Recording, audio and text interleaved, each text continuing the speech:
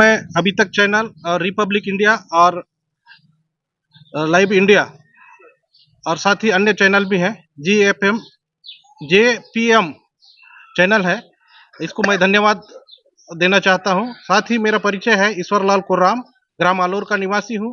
वर्तमान में मैं सर्व आदिवासी समाज का ब्लॉक अध्यक्ष भी हूं। साथ ही पूर्व में लिंगेश्वरी सेवा समिति का प्रमुख सदस्य के रूप में रहा हूं। और मैं आज लिंगाई माता के संबंध में विस्तृत जानकारी बताने के लिए आप लोगों को बुलाया हूं। सबसे पहले तो मैं पूरे बस्तरवासी और भारतवासी छत्तीसगढ़ वासी को मेरा सादर सेवा जोहार। मैं ईश्वर लाल कुर्राम प्रतिवर्ष की भांति इस वर्ष भी भादो महीना के 9वीं तिथि को नवा तिहार पुनांग पंडुंग और 13 तारीख 2024 सितंबर को बासी तिहार मनाने जा रहे हैं। उसके बाद हमारे यहाँ पवित्र त्यौहार होने के बाद हम एक दूसरे को जोहार भेंट करने के उद्देश्य से हमारे रियासत काल से प्राचीन इतिहास के माध्यम से हमें पता चलता है कि यहाँ हजारों साल से हमारे पूर्वजों ने नवा खाने के बाद माई लिंगाई माता के पास सेवा अर्जी करते थे और एक दूसरे को सुख दुख बांटा करते हैं। और साथ ही लिंगाई माता का भव्य मेला का भी आयोजन होता है।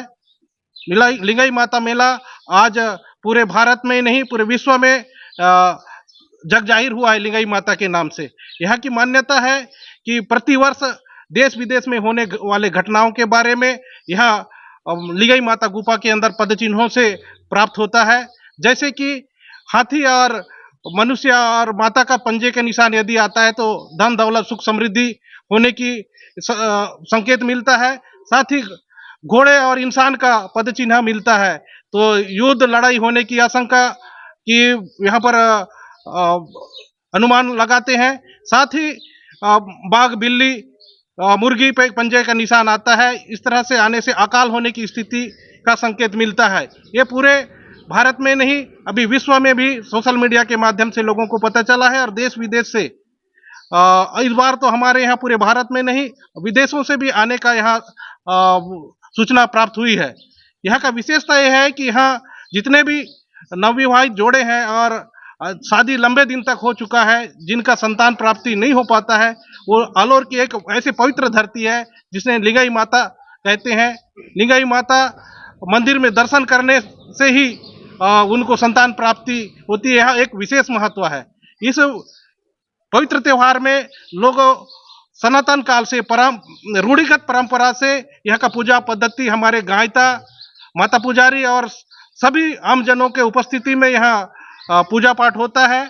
और साथ ही अभी सुचारू रूप से संचालन करने के लिए लिंगेश्वरी सेवा समिति का भी गठन किया गया है जो कि प्रतिवर्ष यहाँ के आय व्यय की जानकारी को समाहित करने के लिए समिति बनाया गया है। साथ ही विधिवत पूजा पाठ करने के लिए सामूहिक रूप से 5 पुजारियों का नियुक्त किया गया है। उनके सभी जाति बिरादरी के लोग उपस्थित होकर माता की द्वार खोलते हैं। द्वार खोलने के बाद माता के प्रांगण में जो पद चिन्ह मिलते हैं इससे भविष्य में होने वाली घटनाओं के बारे में अवगत होते हैं और पूरे पब्लिक को जनमानस में इसकी बात को रख देते हैं कि इस समय ऐसा होने वाला है। यहाँ पर एक विशेष महत्व है कि जो देश विदेश में होने वाली घटनाओं का भी संकेत यहाँ पर मिलता है। सर जी, इतना लाखों हजारों का भीड़ होता है उसमें आपका क्या कहना है? हाँ, निश्चित ही यहाँ लोग आलोर की धरती माँ लिंगेश्वरी के प्रांगण में कदम रखते ही उनकी ऐसी बाल बच्चे ही नहीं और भी मनोकामना है वो भी पूरा होता है और यहाँ से कई मन्नत पूर्ण होके चले गए हैं। हमारे यहाँ एक नारायणपुर की लेडी आई थी, वो अकेली आई थी। उसको हमने कहा कि आप कैसे अकेले खड़े हो गए, मेरा भी कोई मन्नत है। ऐसा बोलने से क्या मन्नत है बोल के पूछे तो वो बोले कि मेरे को पति चाहिए।